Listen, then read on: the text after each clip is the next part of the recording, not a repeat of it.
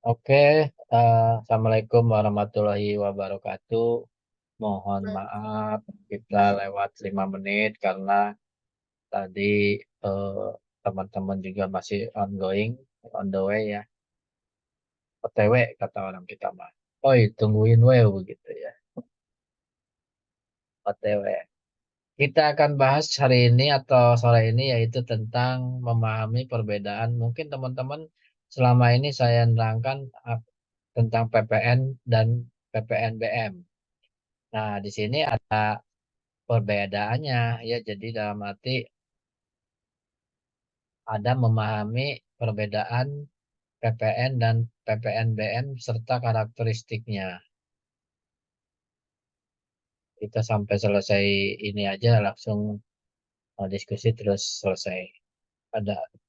Nah, kemudian di sini mungkin saya hanya mengulas aja bahwa pengertian PPN dan PPNBM ya. PPN merupakan pajak yang dikenakan terhadap pertambahan nilai yang muncul karena pemakaian faktor produksi oleh pengusaha kena pajak atau PKP ya yang menyiapkan, menghasilkan dan memperdagangkan barang kena pajak BKP dan jasa kena pajak atau JKP ya. Jadi PPN di sini dikenakan terhadap pertambahan nilai yang muncul karena pemakaian faktor produksi pengusaha kena pajak ya. Pengusaha kena pajak yang menyiapkan, menghasilkan, memperdagangkan barang kena pajak dan jasa kena pajak. Jadi walaupun jasa juga tetap ada yang namanya pajak atau jasa kena pajak JKP dan barang kena pajak atau BKP ya. Jadi itu pengertian dari PPN. Sementara PPNBM merupakan pajak yang dikenakan pada barang yang masuk ke golongan barang mewah ya. Pengenaan PPNBM dibebankan pada produsen atau PKP atau pengusaha kena pajak yang menghasilkan atau mengimpor barang mewah. Ya, saya berulang-ulang ini agar teman-teman nggak lupa. Jadi kalau PPNBM itu ditarik atau kena pajak di saat barang itu datang atau impor ya. Jadi itu yang akan kena pajak dan hanya satu kali. Tapi kalau PPN atau pajak pertambahan nilai di sini dikenakan terhadap pertambahan nilai yang muncul karena pemakaian faktor produksi oleh PKP, pengusaha kena pajak. Ya, itu. Jadi setelah adanya pemakaian faktor produksi sehingga akan ada pertambahan nilai sehingga itu akan dikenakan sebagai pajak. Pengusaha kena pajak yang menyiapkan, menghasilkan dan memperdagangkan barang kena pajak atau BKP dan jasa kena pajak. Ya, bentar.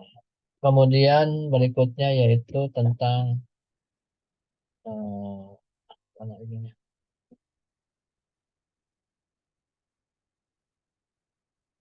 Ada 7 karakteristik PPN yang perlu teman-teman ketahui ya.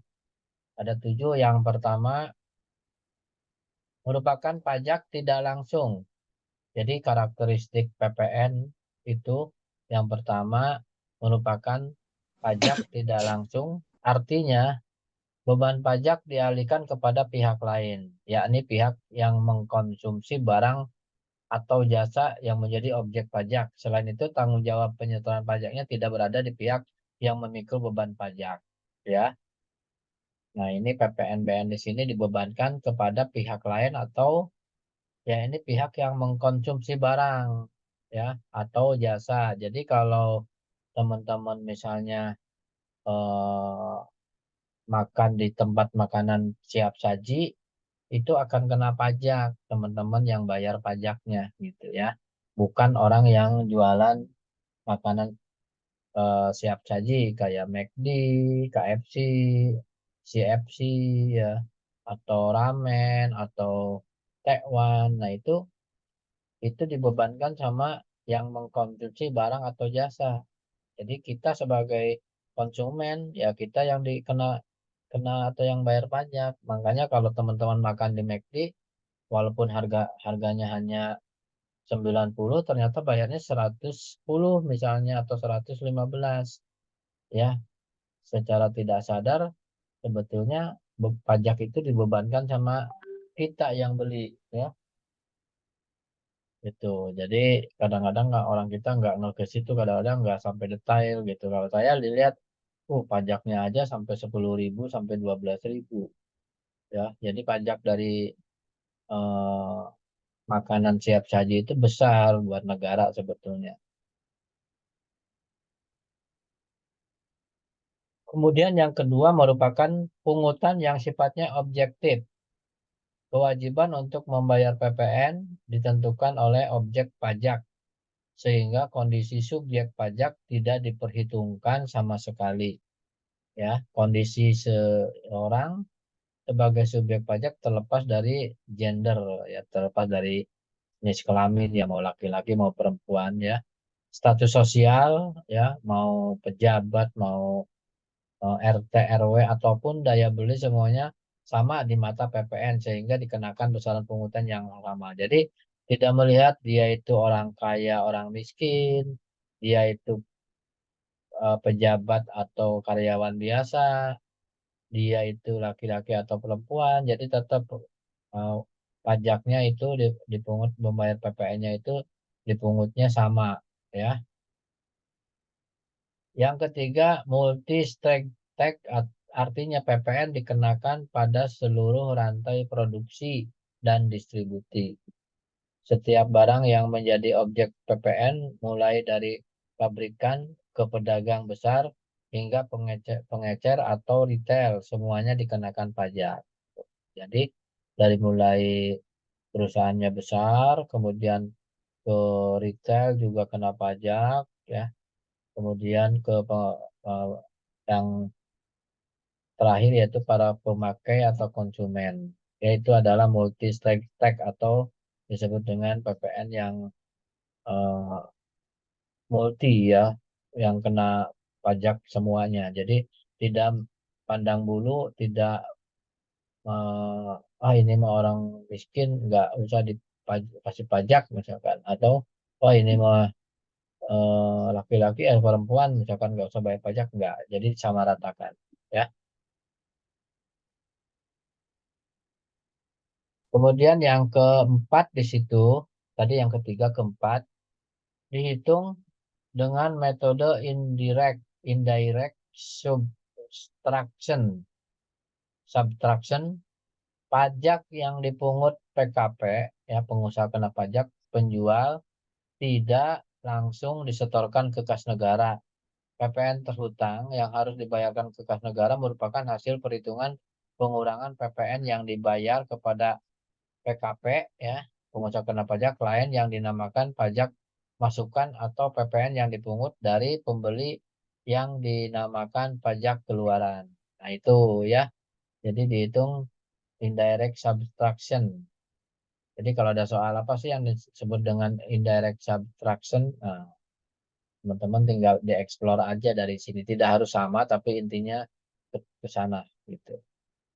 Yang kelima yang merupakan pajak atas konsumsi umum dalam negeri. PPN hanya dikenakan pada konsumsi BKP dan atau jasa kena pajak. Di sini barang kena pajak dan atau jasa kena pajak yang dilakukan di dalam negeri. Oleh karena itu, komoditas impor juga dikenai PPN dengan besaran sama dengan komunitas lokal. Ya, jadi disamaratakan, gitu ya. Baik itu barang kena pajak maupun jasa kena pajak. Jadi kalau teman-teman buka praktek dokter gigi, yaitu jasa, ya di saat-saat tertentu harus bayar pajak, gitu ya, karena ada aturannya PPN-nya. Tapi kadang-kadang kan orang kita, aduh sayang amat ya ngeluarin uang buat pajak gitu, nggak kembali lagi. Nah, cuman ya memang itu eh, kebijakan negara. Jadi istilahnya kita harus mendukung lah, karena pajak ini dari kita untuk kita juga ya. Kemudian yang keenam, bersifat netral. Netralitas PPN dibentuk oleh dua faktor. yakni dikenakan atas konsumsi barang maupun jasa dan menganut prinsip tempat tujuan atau destination principle dalam pemungutannya. Itu adalah netral ya. Jadi netralitas PPN dibentuk oleh dua faktor, yakni dikenakan atas konsumsi barang atau maupun jasa dan menganut prinsip tempat tujuan atau destination principle dalam pemungutannya ya. Kemudian yang terakhir di karakteristik PPN bahwa tidak menimbulkan pajak berganda ya.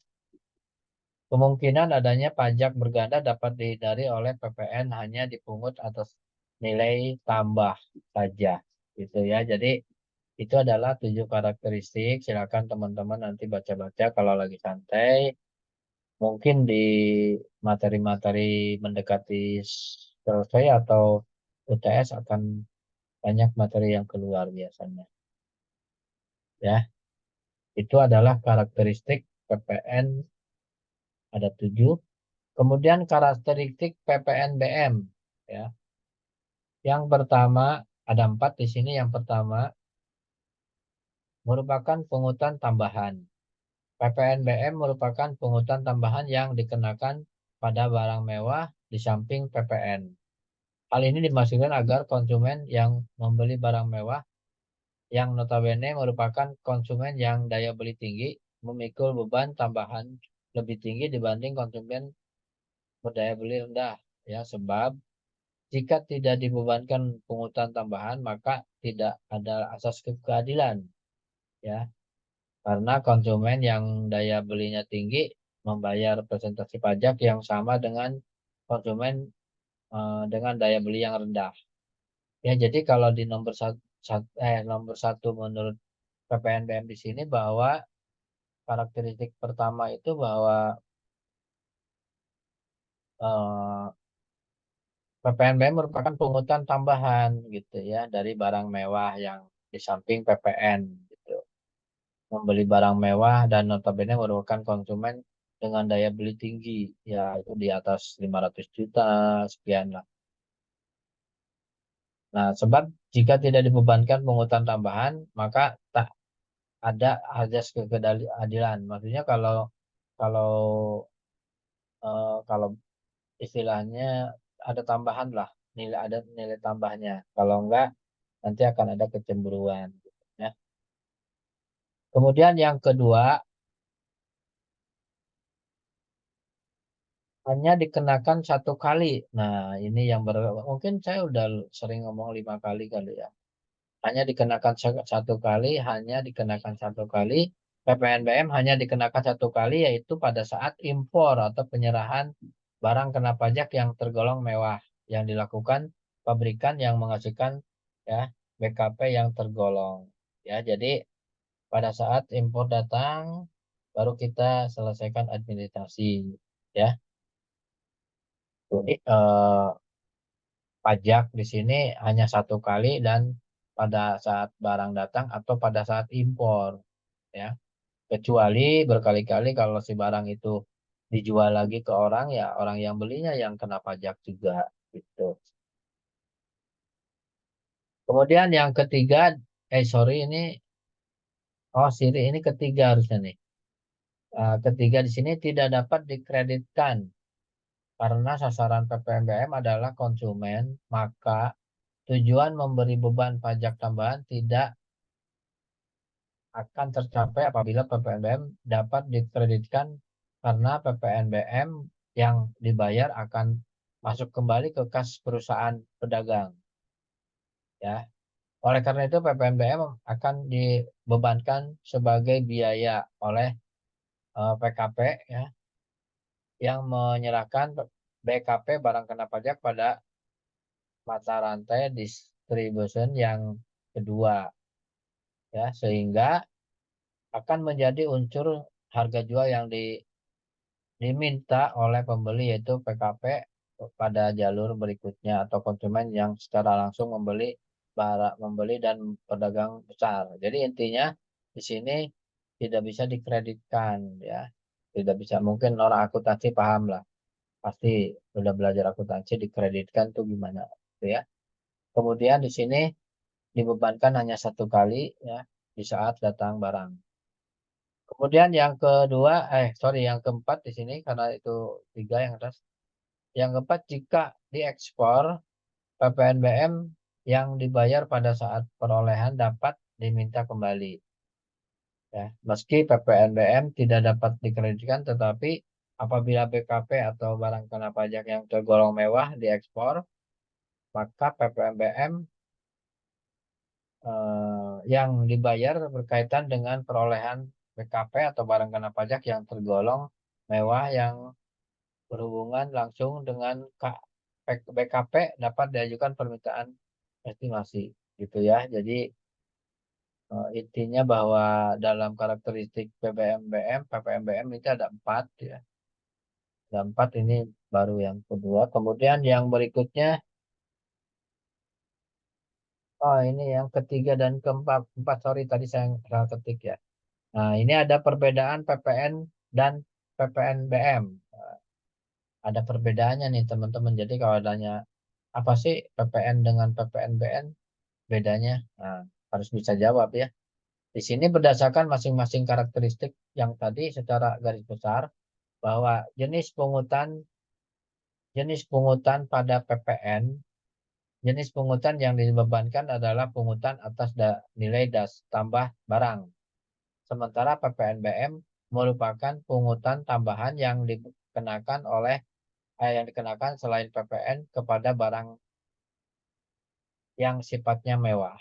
Yaitu perbedaannya ya.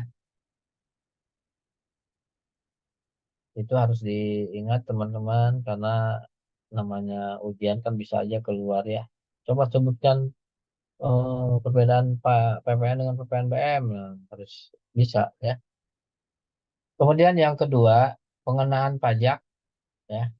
PPN dikenakan di setiap mata rantai jalur produksi maupun jalur distribusi melalui dari tingkat kepabrikan, tingkat pedagang besar hingga di tingkat pedagang pengecer. Jadi dari mulai pabrik ke pedagang besar, pedagang besar masuk ke pengecer gitu ya. Sementara PPNBM hanya dikenakan satu kali, yakni saat impor dan penyerahan BKP di dalam negeri oleh pabrikan yang menghasilkan gitu ya. Jadi itu perbedaannya. Yang kedua ya, yang kedua ya, sorry, yang ketiga pengkreditan. PPN dapat dikreditkan melalui mekanisme pajak masukan dan pajak keluaran. Akan tetapi di PPNBM tidak dapat dikreditkan dengan PPN atau PPNBM lainnya. Itulah perbedaan yang mencolok ya. Kalau di PPN dapat dikreditkan melalui rekening. Nah, melalui pajak ya nanti eh, baik itu lewat bisa langsung atau bisa lewat rekening ya. Jadi sedangkan PPN dapat dikreditkan PPN dengan PPN atau PPNBM lainnya. Nah, jadi ada beberapa perbedaan ya. Jadi kalau nanti apa sih perbedaan PPN dan PPNBM itu teman-teman minimal tahulah ya. Kalau bengong misalkan, oh PPN ini PPNBM ini, nah gitu harus jelas ya, harus harus jelas supaya eh, perhitungan atau pajaknya jelas. Karena kalau misalkan tidak jelas, nanti yang harusnya tidak kena pajak jadi kena pajak, beban kan. Kita lanjutkan dengan mekanisme pelaporan PPN dan PPNBM. Dalam hal pelaporan, PPN dan PPNBM menggunakan SPT pada PPN atau bisa disebut juga SPT pada PPN 111 yang merupakan form yang digunakan pengusaha kena pajak untuk melaporkan hitungan besaran pajak PPN dan PPNBM yang terhutang. Nah, jadi itu sebagai dasar hukum untuk penghitungan PPN dan PPNBM, yaitu dari dan dibuat SPT tahunan, ya. SPT tahunan merupakan form yang menggunakan PKN melaporkan hitungan besaran pajak. Jadi dari laporan keuangan. Makanya kenapa ada orang yang nakal, nakal dalam arti contohnya yang dulu ya kasus Gayus Tambunan. Nah, dia itu bisa mengotak-atik laporan keuangan perusahaan raksasa itu sehingga kelebihan dari istilahnya pajak itu masuk kantong sendiri, ya.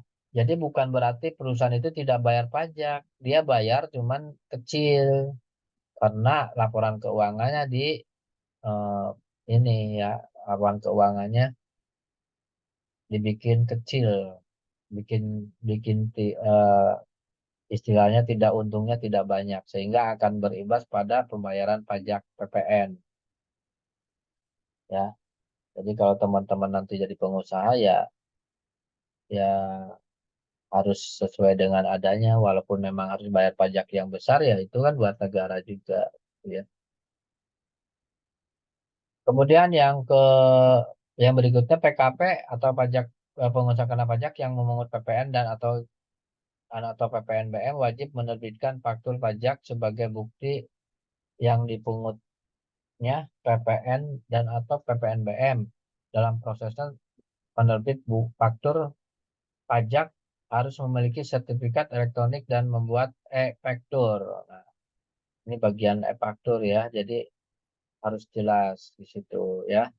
Wajib menerbitkan faktur pajak.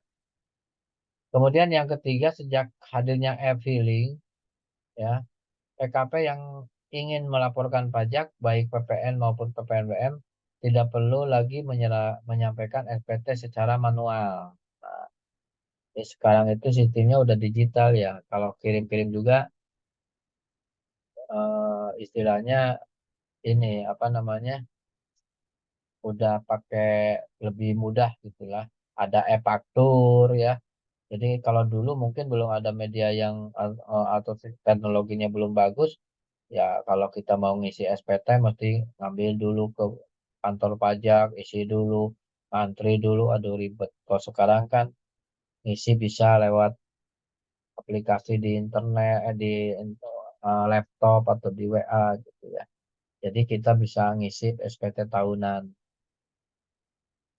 Kemudian sejak hadirnya udah ini PPM melaporkan sejak itu nomor Direktorat Tindak Pajak nomor per ya 03 ya, garis miring pajak 2015. Nah, itu adalah mekanisme pelaporan PPN dan PPNBM. Kemudian yang berikutnya nah ini udah materi perpajakan praktek ya. Ini ada cara perhitungan PPNBM ya.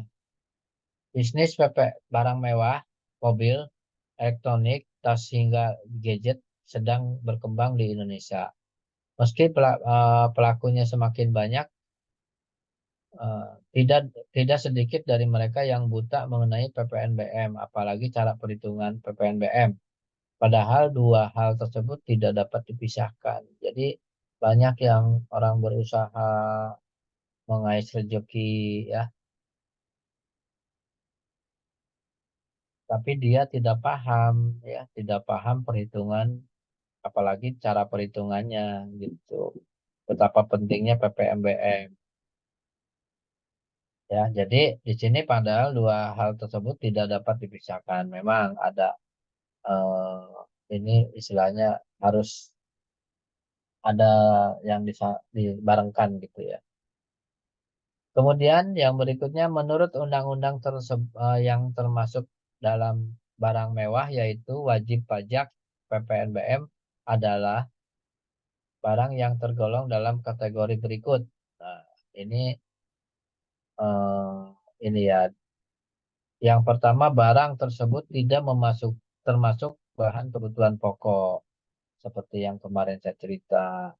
Kalau beras, ya enggak lah. Kalau ikan, enggak lah. Ayam, enggak lah. Kalau Kalau istilahnya barangnya barang yang mewah gitu ya, kayak handphone Apple atau laptop atau kendaraan motor moge atau mobil mobil mewah ya atau mobil sport itu adalah harus kena pajak PPNBM.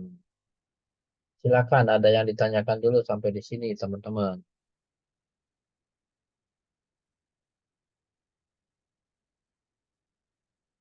Nah, di sini menurut undang-undang yang termasuk dalam barang mewah dan wajib ini adalah tidak tergolong berikut. Barang termasuk tidak termasuk kebutuhan pokok. Kemudian yang kedua, barang tersebut hanya dikonsumsi oleh golongan masyarakat tertentu. Barang tersebut dikonsumsi untuk menunjukkan status kekayaan semata.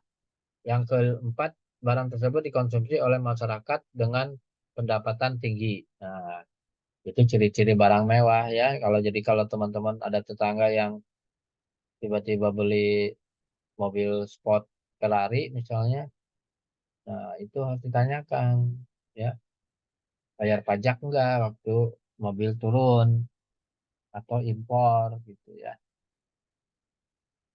Kemudian yang berikutnya ini ada 4 ya. Jika jika Anda merasa membeli barang yang sesuai dengan salah satu, jadi maksudnya jika dari yang salah satu di atas itu ya, yang ini, yang di atas ini mana? Nah, ini eh, yang tidak termasuk ini ya. Di sini jika Anda merasa membeli barang yang sesuai dengan salah satu atau lebih dari kategori di atas, maka Anda diwajibkan membayar PPNBM menurut Undang-Undang PPN yang menghitung besaran PPNBM. BM dibutuhkan dasar pengenaan pajak atau DPP yang meliputi. Nah, ada 5 yang meliputi. Pertama jual beli ya, jual beli. Nilai berupa uang termasuk semua biaya yang diminta penjual karena adanya barang kena pajak atau BKP. Kemudian yang kedua, biaya penggantian nilai nilai berupa uang termasuk semua biaya penyerahan ya ekspor jasa kena pajak atau JKP atau ekspor BKD atau barang kena pajak tidak berwujud dan tidak termasuk dalam PPN. Ya. Kemudian yang ketiga nilai impor, nilai berupa uang yang diambil dari bea masuk ya. Nah, kalau ada barang masuk itu udah kena pajak ya. Kemudian pungutan lain yang sudah terkena pajak dan cukai impor BKP ya itu akan kena pajak. Jadi intinya kalau misalnya apa tadi sampai mana ya? Ya ini nomor 3, nomor 2 ya termasuk ini BKP. Kemudian di sini ada yang nomor 3 ini impor ya, nilai berupa uang yang diambil dari bea masuk pungutan lain yang sudah terkena pajak dan cukai impor BKP ya barang kena pajak dipungut oleh pihak eksekutor. Yang kelima nilai lainnya yaitu nilai berupa uang dengan jumlah yang ditetapkan sebagai DPP ya sesuai keputusan Menteri Keuangan.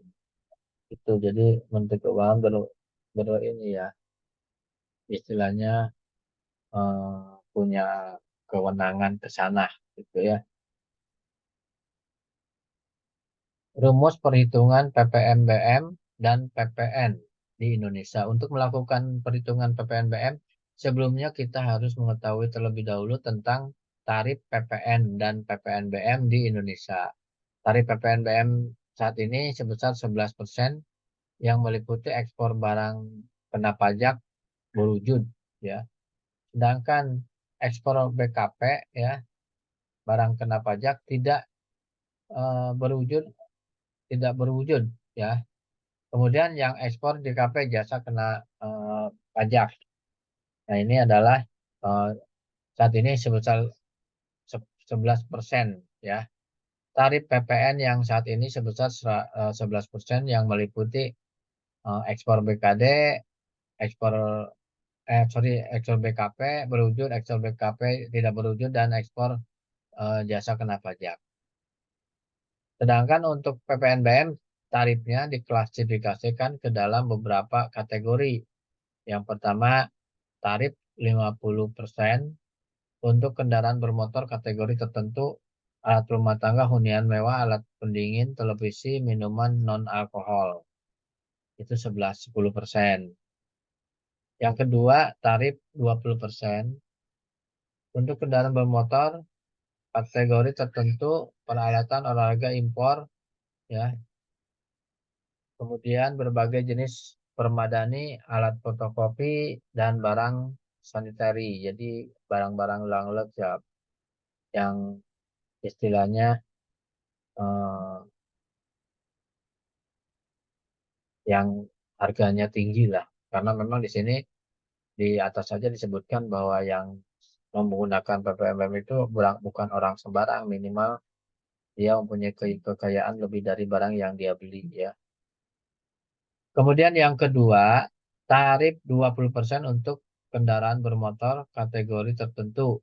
Nah, peralatan olahraga impor, berbagai jenis permadani dan fotokopi dan barang sanitary itu tadi ya 20% kalau untuk barang-barang itu.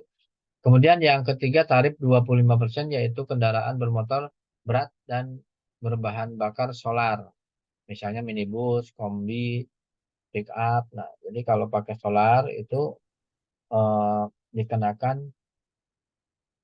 tarifnya 25% untuk kendaraan bermotor. Ya, ada 25%. Nah, di sini setelah mengetahui tarif PPN dan PPNBS, PPNBM di atas, selanjutnya mari kita mempelajari cara perhitungan PPNBM. Ya, dengan rumus PPN sama dengan tarif PPN dikali harga barang dikurangi PPNBM. Ini rumusnya ya, jadi rumus ini harus diingat. Takutnya nanti diisai tarifnya sekian, harga barang sekian, PPNBM sekian, nah, baru bisa dihitung. Untuk memudahkan pemahaman wajib pajak mengenai jenis pajak atau satu satu ini ya, jenis pajak ini, mari kita lihat beberapa contoh di bawah ini. Ada contohnya di sini, yaitu contoh satu. Bapak Ahmad merupakan seorang pengusaha di bidang produksi film. Maka suatu saat beliau membeli sebuah mobil Ford mewah dengan harga 900 juta atau 1 M kurang 100 juta. Berdasarkan DPP, ya, mobil tersebut terkena tarif PPNBM sebesar 40% karena memang harganya langit ya. Jadi itu kena pajak 40%. Lalu berapakah nilai uang yang harus dibayarkan Bapak Ahmad untuk membawa masuk mobilnya ke Indonesia? Sini ada hitungannya, PPN sama dengan tarif PPN dikali harga barang dikurangi PPNBM. Tadi tarif PPN itu 10% dikali harga barang, di sini tuh yang atas 900 juta dikurangi 360 ya. Coba sekarang 3 mana? Eh,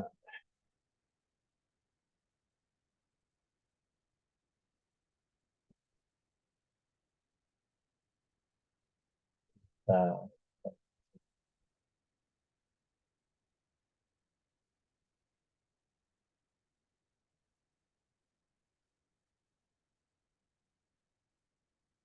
terus 40%.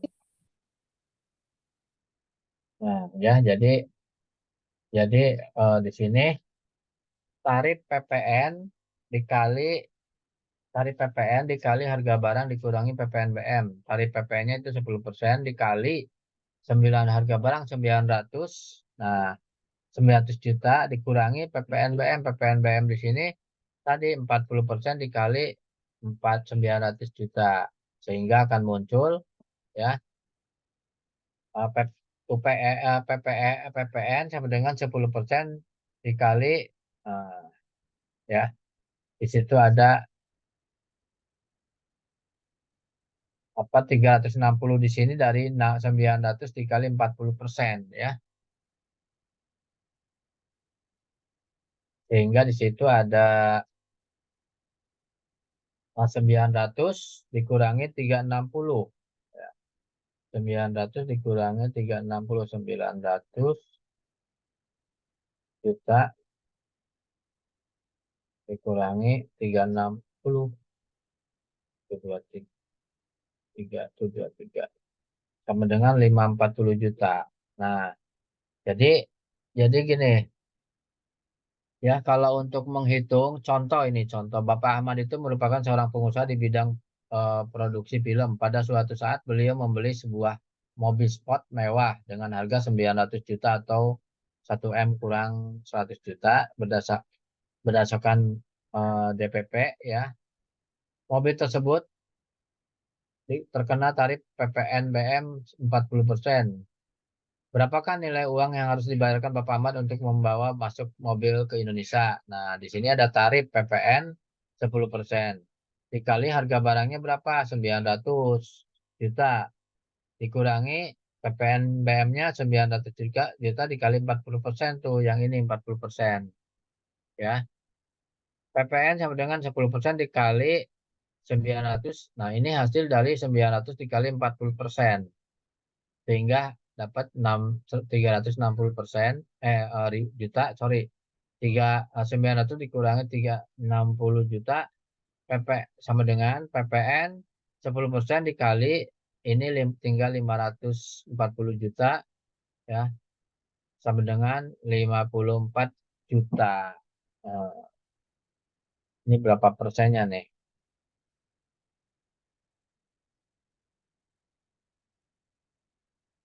Dikali 10%, ya. Jadi di sini eh, berarti total harga mobil yang harus dibayarkan Bapak Ahmad adalah harga mobil tambah PPN, sorry, harga mobil tambah PPN tambah, oh ini menghalangi nih. Harga mobil ditambah PPN ditambah PPNBM sama dengan 1.314 juta, 1 M 314 juta. Nah, ini ya. Jadi kalau teman-teman ternyata misalnya Santia itu membeli mobil sport seharga 900 juta, itu harus mengeluarkan uang yaitu 1.314 juta. Berarti selisihnya berapa itu? Ya. Ini baru ketahuan bahwa si Pak Tuan Ahmad itu mengeluarkan uang sebesar 3 1 M 314 juta, ya. Itu dari perhitungan di atas.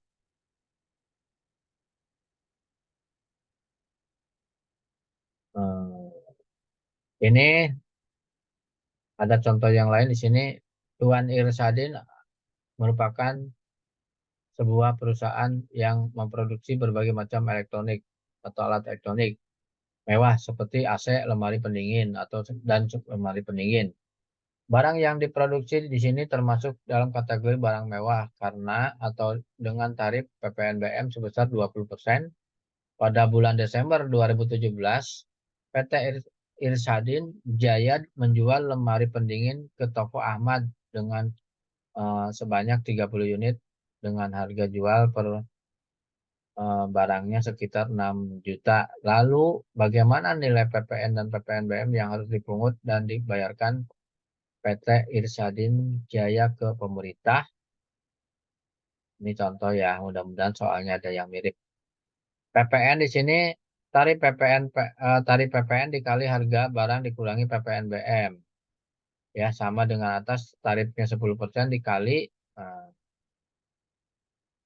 30 dikali 6 juta.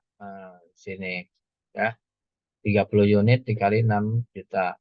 Dikurangi harga barang total dikali 40%. Nah, di bawahnya PPN sama dengan 180 juta, ya, sama dengan 10.800.000. Ya, Itu adalah contoh sehingga pada akhirnya artinya pajak total pajak yang harus dibayar PT Gadin adalah 10.800.000 ya.